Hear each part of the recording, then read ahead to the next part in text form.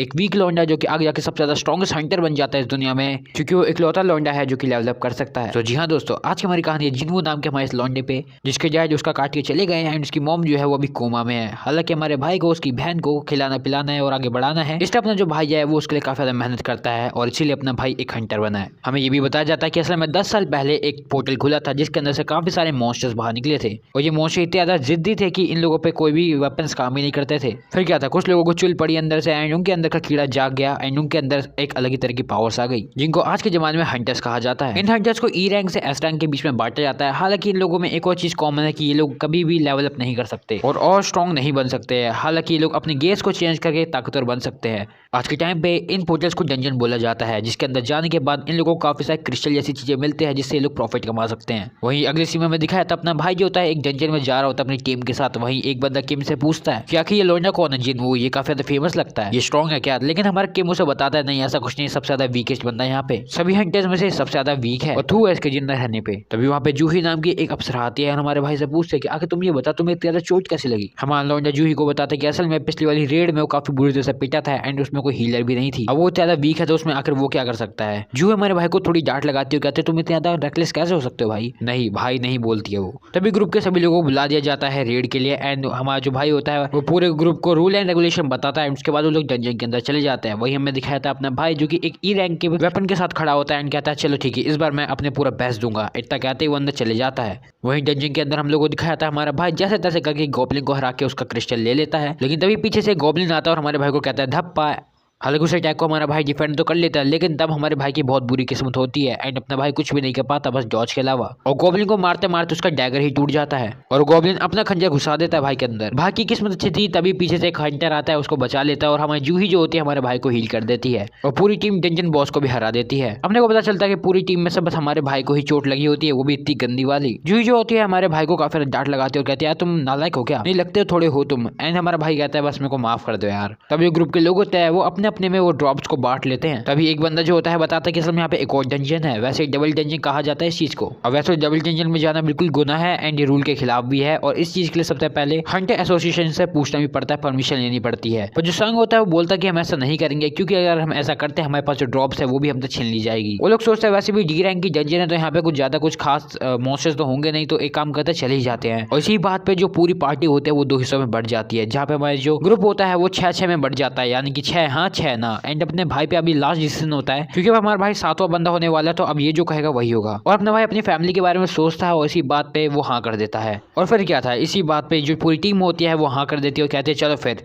अब हमारे 7 वोट हो गए तो अब हम जाएंगे अंदर। पूरी टीम डंजन के अंदर जाती है। तभी जो हमें जूही होती है हमारे लौंडे को डांट लगाती है और कहते हैं इस बार तो तुम मर ही जाना अगर तुम्हें इतना ही शौक है तो। जूही हमारे भाई से फ्लर्ट करते हुए कहते हैं चलो ठीक है इसके बाद तुम्हें कोई डिनर डेट पे ले जाना। वही तभी हमें दूसरी तरफ दिखाया जाता है कि असल में एक बहुत ही बड़ा गेट है जो कि असल में नॉर्मली किसी डंजन में होता नहीं है, पर इन लोगों के अंदर इतनी ज्यादा लालच होती है कि ये लोग उस दरवाजे को खोलते हैं और अंदर जाने की सोचते हैं। अंदर जाते ही एकदम से आगे जलनी शुरू हो जाती है और हमारे को दिखाया जाती है काफी बड़े बड़े स्टैचूज। चारों तरफ बहुत बड़े बड़े स्टैचूज होते हैं, लेकिन उनमें से एक सबसे बड़ा होता है जो कि एक थ्रोन जैसा लग रहा होता है जैसे किंग हो। ये लोग इधर उधर घूमना शुरू कर देते हैं और सोच रहे होते हैं कि आखिर बॉस है कहाँ। और सभी लोगों को ऐसा लग रहा होता है जैसे इन लोगों को कोई ना कोई तो देख रहा है। तभी इन सभी को एकदम से अकल आते हैं और कहते हैं एक मिनट यहाँ तो कोई भी गॉब्लिन वॉब्लिन है ही नहीं। एंड तभी हमारा जो भाई होता है जिन्वू उसे असल में एक बहुत बड़ी मूर्ति मिली होती है जिसके अंदर असल में कुछ लिखा होता है।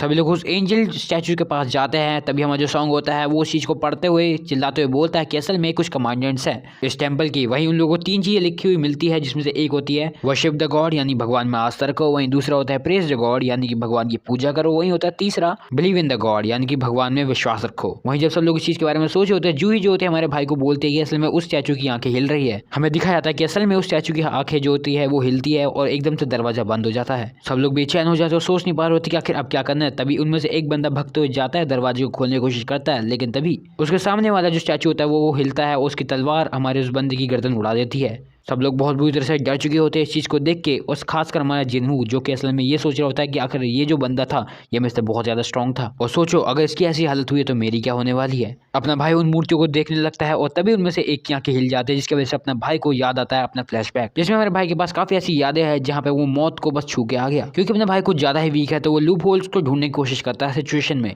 और भाई की इसी एबिलिटी के कारण भाई डिटेल्स को ढूंढना शुरू कर देता है, जिससे वो कोई ना कोई रास्ता निकाल ही लेता है। तभी अपना भाई पूरे ग्रुप को नीचे रुकने के लिए कहता है और हमें दिखाया था एक स्टैचू अपने असल में आंखों से लेजर बीन मार रहा है। जिन्हो अपनी जूही को बचा लेता है, हालांकि वो कुछ ज्यादा ही कांप रही होती है और अपने भाई को भी कुछ समझ नहीं आ रहा होता कि आखिर अब क्या चल रहा है यहाँ पे सीन। अपने भाई को ये तो पता चल चुका होता है कि यहाँ से इतनी आसानी से नहीं जा पाएंगे, लेकिन जब जिन्हो अपने ही ख्यालात में खोया हुआ था तब उसके पास सॉन्ग आता है, उससे पूछता है कि आखिर तुम्हें कैसे पता था कि वो आने वाला अटैक। जिन्हो बताता है उसे बस खतरा महसूस हुआ था। तभी वो देखता है कि सॉन्ग का जो असल में हाथ है वो गायब हो चुका है। बेशक इसका मतलब कि हमारे भाई ने अपना हाथ खो दिया, पर अपना जो सॉन्ग होता है हमारे भाई को कहता है तुम इसकी चिंता मत करो। जिन्हो सॉन्ग का हाथ को पट्टी बांध देता है, उसकी ब्लीडिंग को रोक देता है। सॉन्ग जिन्हो को बोलता है देखो हमें लगता तो है कि ये डी रैंक की डेंजन होगी, लेकिन असल में है तो एस रैंक की डेंजन ही, इसलिए हम इससे लड़ने नहीं वाले और हमें कोई और वे निकालना पड़ेगा यहाँ से निकलने के लिए। वहीं हमें दिखाया जाता है कि एक बंदा जो है बिल्कुल अपने घमंड में खोया हुआ है एंड वो कहता है नहीं हो ही नहीं सकता, मैं यहाँ पे ऐसे बैठे नहीं रहने वाला हूँ, मैं यहाँ से भाग जाऊंगा। और वो सोचता है कि वो बिल्कुल फ्लैश की स्पीड से भागेगा, यहाँ से निकल जाएगा, लेकिन जो हमारा स्टैचू होता है वो उसे भी मार देता है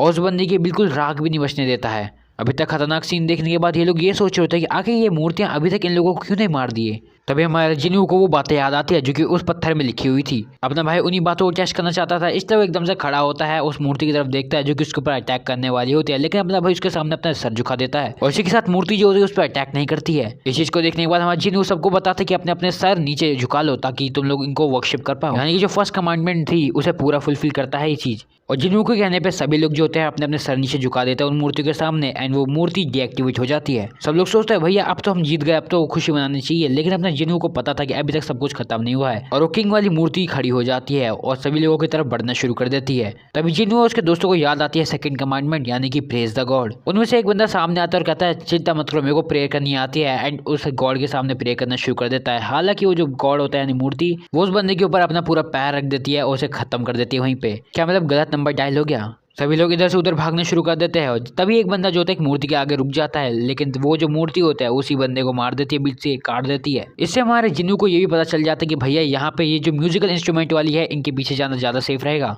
जिन्हों सभी को उन म्यूजिकल इंस्ट्रूमेंट वाली मूर्तियों के पास भेजता है एंड वो म्यूजिकल इंस्ट्रूमेंट वाली मूर्तियां गाना बजाना शुरू कर देती है। एक एक बंदा सभी मूर्तियों के पास पहुंच चुका होता है, हालांकि जूही और हमारा जो भाई होता है वो साथ में होते हैं और वो मूर्ति काम नहीं करती और इसलिए जैसे वहाँ पे एक बंदा होता है वो मूर्ति काम करना शुरू कर देती है। इसलिए हमारा जो भाई होता है वो जूही को वहीं पे छोड़ के दूसरी मूर्ति की तरफ जाना शुरू करता है, हालांकि वो बड़ा वाला मूर्ति उसके ऊपर बस पैर रखने वाली होती है। हमारा भाई जैसे तैसे करके दूसरी मूर्ति की तरफ जा रहा होता है, लेकिन उसके ऊपर काफी सारे हमले भी होते हैं। पहले वो किंग वाली मूर्ति हमला करती है, फिर ये शील्ड वाली करती है, पर अपना भाई जैसे तैसे करके क्रॉल करते हुए पहुंच ही जाता है। अपना भाई ठीक उस टाइम पे पहुंचता है जब वो बड़ी वाली मूर्ति उसके ऊपर बस पैर रखने वाली होती है, लेकिन अपने भाई की थोड़ी किस्मत अच्छी होती है एंड वो बच जाता है और वो किंग वाली मूर्ति अपनी जगह पे वापस बैठ जाती है। जूही जो होती है अपने भाई के पास जाती है और देखती है कि असल में उसने अपना एक पैर खो दिया है। जूही काफी ज्यादा बिल्कुल ही शॉक हो जाती है एंड उसके बाद उसे हील करने की कोशिश करती है, लेकिन वो अपनी सारी उसमें एनर्जी लगा देती है, लेकिन अपना भाई बिल्कुल ठीक नहीं होता। सिचुएशन इतनी बुरी हो चुकी होती है कि सभी लोग सॉन्ग को ब्लेम कर रहे होते हैं और सॉन्ग उनसे माफी भी मांगता है, लेकिन अब यहाँ पे लास्ट स्टेप अभी भी रह रहा होता है और उसी बीच ग्राउंड के बिल्कुल बीचों बीच में एक सर्कुलर टेबल जैसी चीज आ चुकी होती है। ये लोग समझ जाते कि भैया अब ये लास्ट स्टेप का वक्त आ चुका है, यानी कि बिलीव इन गॉड। सभी लोग समझ चुके होते हैं बिलीव इन गॉड का मतलब है यानी कोई किसी ना किसी को तो सेक्रीफाइस करना ही पड़ेगा और इसी के चलते सभी लोग सॉन्ग को कहते हैं तुम जाओ वहाँ पे। सॉन्ग भी मान जाता है और कहता है ठीक है मैं वहाँ पे चले जाऊंगा। जैसे सॉन्ग वहाँ पे जाता है हमें देखने को मिलता है कि वहाँ पे एक रेड फ्लेम आ जाती है और इस चीज को देखने के बाद हमारा जो जिन्हो होता है वो कहता है मेरे को भी वहाँ पे ले चलो, मैं देखना चाहता हूँ कि वहाँ पे क्या सीन है।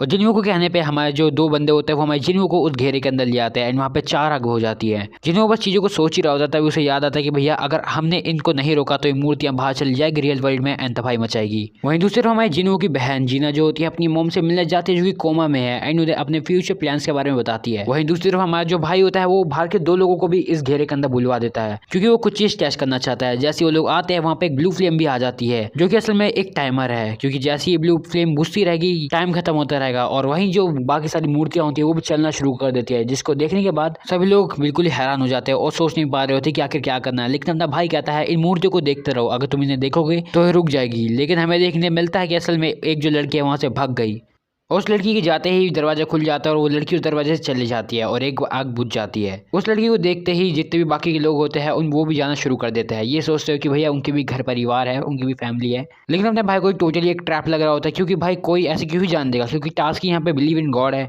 लेकिन तब भी फिर भी सभी लोग भागने लगते हैं एंड लास्ट में यहाँ पे 3 लोग बचते हैं। ब्लू फ्लेम अभी भी जल रही होती है लेकिन एक एक करके बुझ भी रही होती है। इवन कुछ बंदे तो हमारे भाई को थैंक यू कहते हुए वहाँ से जा रहे होते हैं क्योंकि उन्हें अपने घर परिवार संभालना होता है, तो रो रो के लेकिन जैसे तैसे करके वहाँ से जा रहे होते हैं। तभी जो हमारा संग होता है वो कहता है कि एक काम करो तुम दोनों भी चले जाओ यहाँ से, लेकिन अनफॉर्चुनेटली जूही जो होती है उसकी टांगे बिल्कुल ही चलना बंद कर देती है एंड वो वहीं पे बैठ जाती है। तभी अपने लौंडा हीरो वाली हरकतें करता है और कहता है तुम एक काम करो जूही को ले जाओ संग।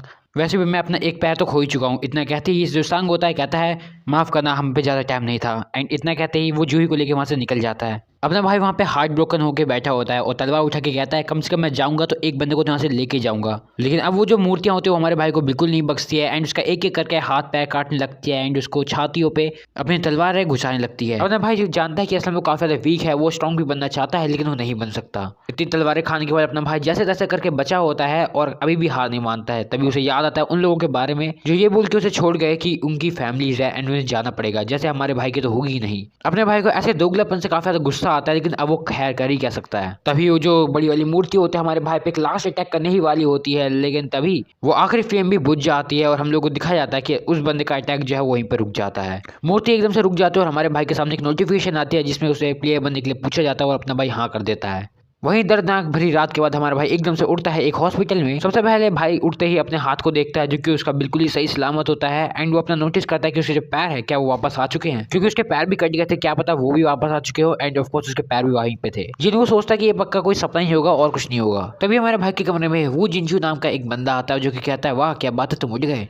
वो हमारे भाई से काफी ज्यादा इंप्रेस होता है, उसे बताता है असल में मैं हंटर एसोसिएशन के सर्विलेंस के मैनेजर हूँ। वो सबसे पहले अपने पार्टनर से बोल के डॉक्टर को बुलवाता है। तब हमारे भाई को पता चलता है कि वो 3 दिन से बेहोश था और आज जाके उठा है। तभी जो जिन्हू होता है वो अपने सबसे पहले दोस्तों के बारे में पूछता है कि आखिर सॉन्ग और जूही का क्या हुआ। वो मैनेजर हमारे भाई को बताता है कि असल में जो सॉन्ग है उसने अपना हाथ खो दिया था उस इंसिडेंट में, इसकी वजह से अब वो हंटर नहीं बन सकता। और वो बंदा जूही के बारे में भी बताता है और हमारे भाई को कहता है कि देखो अभी वो जो है अभी उस हादसे से बाहर नहीं निकल पाई है और उसकी अभी जैसे सिचुएशन है उससे लगता तो नहीं है कि वो अभी आने वाले टाइम पे हंटिंग करेगी। और वो बंदा ये भी बताता है कि असल में बस सिर्फ और सिर्फ 6 ही लोग बच पाए उस डंजन से। हालांकि हंटर बंदा काफी ज्यादा डेंजरस है, फिर भी ऐसा आउटकम निकलना काफी ज्यादा रेयर है। और वो ये भी बताता है कि असल में जब व्हाइट टाइगर टीम वहां पे गई उस डंजन में तब वहां पे सिर्फ और सिर्फ उन्हें हमारा भाई पड़ा हुआ मिला यानी जिन्वू, और जैसे भी बताया गया था वैसा कुछ नहीं मिला, यानी कि कुछ ना कुछ तो गड़बड़ है आखिर, लेकिन कुछ पता नहीं है। जिनचू यानी कि वो मैनेजर बताता है कि असल में जिन भी लोगों से यानी जो बच के निकले थे बाहर उन लोगों से पूछा गया कि आखिर तुमने वहाँ अंदर क्या देखा, तो उन लोगों ने मूर्तियों और टेम्पल्स के बारे में बताया, लेकिन जब वो वहाँ पे गए वहाँ पे कुछ नहीं मिला ऐसा। लेकिन ये बात बिल्कुल गलत भी नहीं हो सकती है क्योंकि जैसे कि उन लोगों ने बताया था वहाँ पे एक डेड बॉडी मिली थी। अब इन हंटर एसोसिएशन वाले को लगता है कि भैया इन 5 लोगों को तो अब कुछ पता नहीं है, जो पता था इन्होंने बता दिया, लेकिन ये जिन्हू उतने खतरनाक अटैक से कैसे बच गया, क्या इसने कोई सेकंड अवेकनिंग की है। अब इस चीज के शक की वजह से वो हमारे जिन्हू को बताते हैं भैया तुम्हारी सेकंड अवेकनिंग हुई है। एंड इस टाइम हमारा भाई ये सोच रहा होता है कि भैया जैसे एक हंटर होता है उसकी रैंक वहीं पर डिसाइड हो जाती है, उसकी पावर उतनी की उतनी ही रहती है, कभी भी बढ़ती नहीं है। लेकिन कुछ रेयर केसेस में ऐसा होता है कि भैया सेकंड अवेकनिंग हो जाती है जिसकी वजह से उस बंदे की पावर और ज्यादा बढ़ जाती है। तभी इसी चीज को चेक करने के लिए हंटर एसोसिएशन वाले वहां पे एक डिवाइस रखते हैं और हमारे भाई को कहते हैं इसके ऊपर अपना हाथ रखो। अपना भाई काफी ज्यादा खुश होता है, एक्साइटेड होता है कि भैया क्या पता मेरी पावर बढ़ चुकी हो। अपना भाई उस मशीन के ऊपर अपना हाथ रखता है। वही जिंजू जो होता है वो सोच रहा होता है ऐसा हो ही नहीं सकता कि इतना वीक बंदा उस डंजन से ऐसे सर्वाइव कर जाए। बेशक इसकी रैंक जो है बढ़ चुकी होगी शायद ए या फिर एस तक, लेकिन जैसे वो लोग हमारे भाई की मेजर करते हैं और तब हम लोगों को देखने को मिलता है कि हमारे भाई के बस 10 स्कोर है।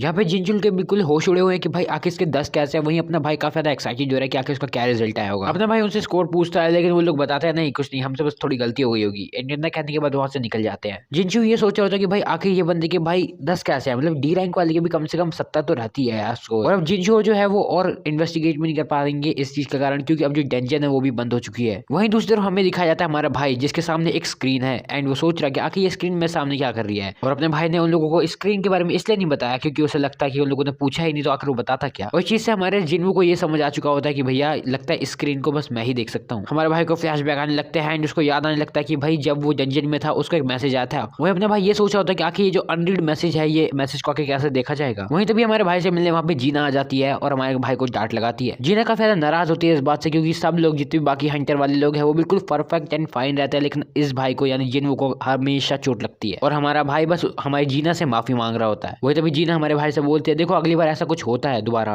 तुम हॉस्पिटल में आते हो ऐसे जरूरत पड़ती है तो फिर मैं स्कूल छोड़ दूंगी और काम करना शुरू कर दूंगी। हमारा भाई अपनी बहन से दोबारा माफी मांगता है और कहता है मेरे को माफ कर देना, लेकिन क्या तुम्हें ये स्क्रीन दिख रही है मेरे सामने। जीना उस पर चिल्लाते हुए कहती है तुम्हारा दिमाग तो ठीक है ना, लग रहा है तुम्हारे दिमाग पे चोट लग गई। लेकिन अपना भाई उससे फिर से माफी मांगता है और उससे पूछता है कि क्या तुम्हें पता है कि आखिर अनरीड मैसेजेस को कैसे पढ़ सकते हैं। जीना हमारे भाई से बोलते हैं क्या कि तुम ऐसे सवाल क्यों पूछ रहे हो, लेकिन अपना भाई उससे कहता है प्लीज मेरे को बताओ ना, तुमने तो काफी सारी गेम्स खेली क्यों। इन दी एंड जो जीना होते हैं हमारे भाई को बताती है कि देखो तुम मैसेज बॉक्स में अगर तुम जाते हो तो वहाँ पे तुम सारे के सारे मैसेजेस को पढ़ सकते हो। जैसे हमारा भाई रिपीट करता है मैसेज बॉक्स, उसके सामने की जो स्क्रीन होती है वो एकदम चेंज हो जाती है, उसके सामने काफी सारे जो मैसेज होते हैं वो लिख के आ जाते हैं। जहाँ हमारे भाई के ड्रामे खत्म नहीं हो रहे थे वहीं हमारी जो जीना होते हैं अब थक हार चुकी होती है और वहां से चले जाती है। वहीं दूसरी तरफ हमारा भाई सारे के सारे मैसेज को पढ़ता है एंड उसे पता चलता है एक डेली क्वेस्ट के बारे में जिसका नाम होता है स्ट्रेंथ ट्रेनिंग।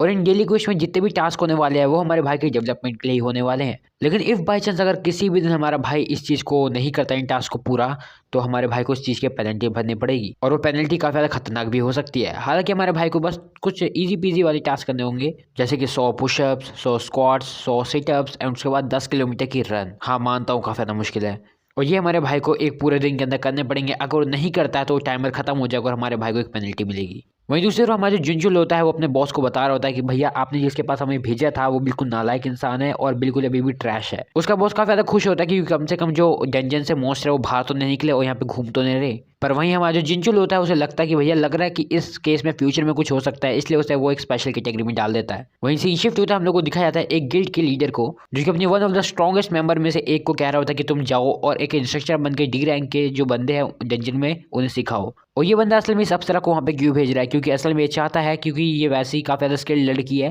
क्योंकि इन लोगों को नए मेंबर्स चाहिए एंड ऑफ कोर्स इसलिए इस लड़की को भेज रहा था कि वहाँ पे जाए और बस अपना काम करे। वो लड़की थोड़ी नर्वस होती है, कहती है कि भाई क्या मैं सही रहूंगी इंस्ट्रक्टर के लिए, लेकिन वो बंदा कहता है बिल्कुल परफेक्ट रहोगी। वो बंदा बताता है कि असल में उन लोगों की जो गिल्ड है वो टॉप 5 में आती है पूरे नेशन में और इसलिए ये लोग न्यू मेंबर्स को लाना चाहते हैं क्योंकि अपने आप को तो लेवल अप नहीं कर सकते। वहीं दूसरी तरफ का हमें सीन दिखाया जाता है जहाँ पे असल में एक और डंजन जो होता है वो एक्टिवेट हो चुका होता है, वो भी बिल्कुल रोड के बीचों बीच। मिलिट्री ने एक्शन ले लिया होता है लेकिन अभी भी लोग इंतजार कर रहे होते हैं कि आखिर हंटर्स कब आएंगे। वहीं दूसरी तरफ हम लोग को दिखाया था हमारे भाई को जो कि चैन के दिन सो रहा होता है अपना मस्त, लेकिन जैसी रात के 12 बजते हैं हमारे भाई के सामने एक नोटिफिकेशन आती है जिसमें लिखा होता है तुम अपने डेली टास्क को फेल कर चुके हो एंड इतना कहते हैं वहाँ पे धरती हिलने लगती है और एकदम से अपना भाई गायब हो जाता है और उसकी जो आंखें होती है वो खुलती है एक डेजर्ट में जहाँ पे उसके पीछे 100 फुट का कीड़ा खड़ा होता है और कहता है हाँ भाई कैसा है। हमें पता चलता है कि असल में हमारे भाई को इस जगह पे इस मॉन्स्टर के साथ रहना है, वो भी 4 घंटे तक। अभी हमारे भाई के ऊपर है कि वो कैसे बचने वाला है, बस अब उसको भागना है, जैसे तैसे करके बचना है। वहीं दूसरी तरफ हमें दिखाया था कि असल में रेल वर्ल्ड में हमारी जो नर्सेज होती है हमारे भाई को चेक करने आती है, लेकिन अपना भाई वहाँ मिलता नहीं है। वहीं दूसरी तरफ अपना जो भाई होता है वो भाग रहा होता है, बस जिंदगी से भी भाग ही रहा होता है। जैसे रात के 12 बजे किसी ने चुड़ैल देख लियो एंड वैसे वो बंदा बस भाग ही रहा होता है। 2 घंटे बीत चुके होते हैं, नर्सेज जो होते हैं हमारे अभी भी भाई को ढूंढ नहीं पा रही होती है, लेकिन अपना भाई जैसे तैसे करके 4 घंटे सर्वाइव कर जाता है। मतलब 10 किलोमीटर बस भागना था अपने भाई को, लेकिन अपने भाई ने अब यहाँ पे 4 घंटे कंप्लीट कर लिए हैं और अपना भाई बस भगते भगते अपने कमरे में आ जाता है और बेहोश हो जाता है। वहीं अगले दिन हम लोग को दिखाया था अपना भाई जो है इस बार बिल्कुल भी कोई लेजी बना नहीं करता, इस बार कोई हरकत नहीं, सीधे सीधे अपना भाई जो होता है अपने टास्क को कंप्लीट करने लगता है एंड अपना जिन्नू जीना को ये भी बताता है कि असल में वो जल्द ही डिस्चार्ज भी हो जाएगा एंड इतना कहते हुए अपने दोबारा टास्क करना शुरू कर देता है और डेली ट्रेनिंग करता है। वहीं दूसरी तरफ हम लोग को दिखाया था हमारे जो जूही होती है उसको एक कॉल रिसीव होता है, उसमें उसको बुला रहे होते हैं एक डी रैंक के डंजन के अंदर जाने के लिए। जूही मना कर देती है, लेकिन वो बंदा हमारी जूही को ये भी बताता है कि असल में जिन्नू जो है उठ चुका है। वहीं अगले दिन जो हमारी जूही होती है वो जाती है हमारे भाई से मिलने के लिए, लेकिन उसे पता चलता है कि असल में नर्स जो है कंप्लेन कर रही है कि जिन्नू जो है वो डेली ऐसी ट्रेनिंग करते रहता है जो कि उसे नहीं करनी चाहिए। वहीं तभी हमारी जो जूही होती है उसकी नजर पड़ती है खिड़की के बाहर जहाँ पे वो हमारे भाई को भागते हुए देखती है। जिन्नू बस रनिंग करके बैठे ही होता है, तभी वो अपने बारे में बताता है कि असल में अभी सिचुएशन क्या चल रही है। वो बताता है कि असल में लगभग 4 दिन हो चुके हैं इस विंडो को उसकी स्क्रीन पर आए हुए। अपना भाई डेली के टास्क को पूरा करता है और उसके बाद उसे कुछ 3 पॉइंट मिलते हैं जिसे वो कहीं पे भी अपनी एबिलिटी में डाल सकता है, जो कि नॉर्मली अपना जो भाई है वो डालता है अपनी स्ट्रेंथ में ताकि वो और भी ज्यादा पावरफुल बन जाए। हालांकि उसके ऐसे बीच रास्ते में ऐसे अपने आप से बात करने में लोग उसे बिल्कुल नालायक समझते हैं और अजीब सी नजर से देखते हैं, लेकिन अपना भाई जो होता है उन सबसे उसे कोई लेना देना नहीं है।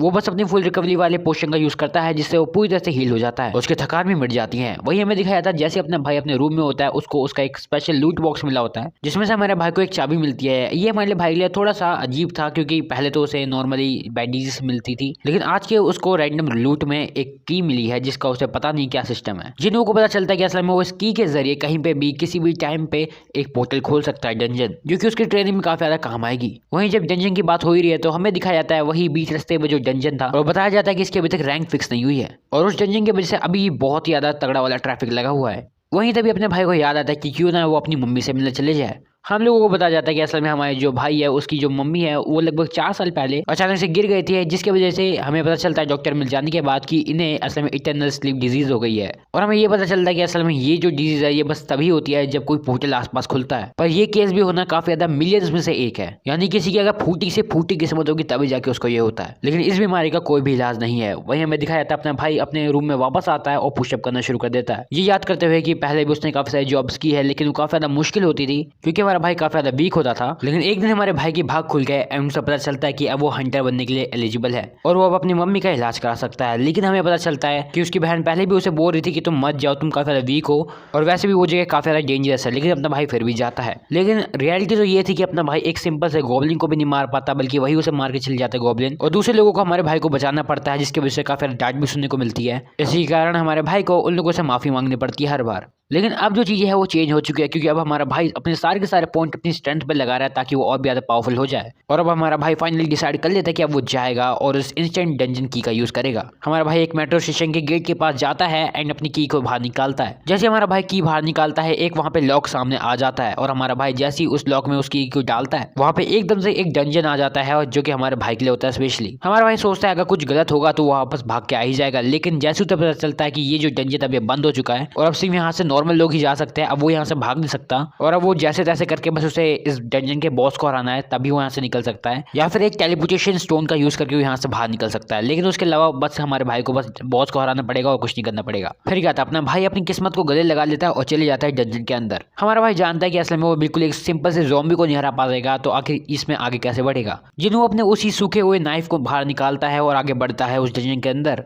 अपना भाई जैसे तैसे करके आगे बढ़ ही रहा होता है, लेकिन तभी उसे एकदम से आवाज आती है जैसे कोई 3 लोग आ रहे हो, और हम लोग को देखने को मिलता है वहां पे असल में 3 गॉब्लिन्स होते हैं जो कि हमारे भाई के ऊपर अटैक करते हैं। हालांकि भाई को याद आता है उसी टाइम की पिछली बार तो स्टैब हो चुका था, पर इस बार जैसे तैसे के मैनेज करके अपना भाई जो होता है वो डॉज कर लेता होता है, और डॉज करके और थोड़ा सा डिफेंड करके अपना भाई जैसे तैसे बचा होता है उस टाइम पे। हालांकि इस बार हमारे भाई की किस्मत अच्छी होती है, जैसे वो उस गॉब्लिन पे अटैक करने जाता है वो एक को तो मार देता है और वो बाकी 2 को भी ऊपर वैसे ही अटैक करता है और उन दोनों को भी मार देता है साथ में। पर हर बार किस्मत अच्छी थोड़ी होती है, तभी हमारे भाई के पीछे एक वुल्फ आ जाता है, जिसको देख के हमारे भाई को बस एक ही चीज याद आ रही होती है, मेरे तो लग गए। जिन्होंने नोटिस करता है कि नॉर्मल वुल्फ नहीं है, इसके दांतों में तो मसूड़े हैं मतलब कि आयरन जो जैसे थोड़ा सा सपोर्ट लेके आया वो। हमारे भाई को डर लगना फिर से शुरू हो जाता है और पुरानी चीजें वापस याद आने लगती है। वो ये भी याद आता है कि भैया इस बार तो इसके साथ कोई हीलर भी नहीं है, मतलब गया तो इस बार पक्का गया। वुल्फ हमारे भाई के ऊपर कूदता है, उसको एक स्क्रैच दे देता है। हमारा भाई जैसे तैसे बस डॉज कर रहा होता है, हालांकि उसमें भी उसको स्क्रैच लग जाते हैं, जिन वो बस संभलता ही है, तभी वो वुल्फ दोबारा उसके ऊपर हमला करता है। इसी के साथ हमारे सोलो लिविंग के अभी तक जितने एपिसोड आए हैं वो कवर हो जाते हैं, एंड जिसके आगे भी रिकैप आते रहेंगे, तो तुम लोग चैनल को सब्सक्राइब कर सकते हो। वीडियो को लाइक कर देना, चैनल को सब्सक्राइब कर देना, बाकी सपोर्ट करते रहो चैनल को। तुम्हारा भाई फिर से रेगुलर जल्द ही आएगा, एंड ऑफ कोर्स इंस्टाग्राम पे कांटेक्ट कर सकते हो, करना है तो। बाकी मिलते हैं अगली वीडियो में, अंटिल देन पीस आउट।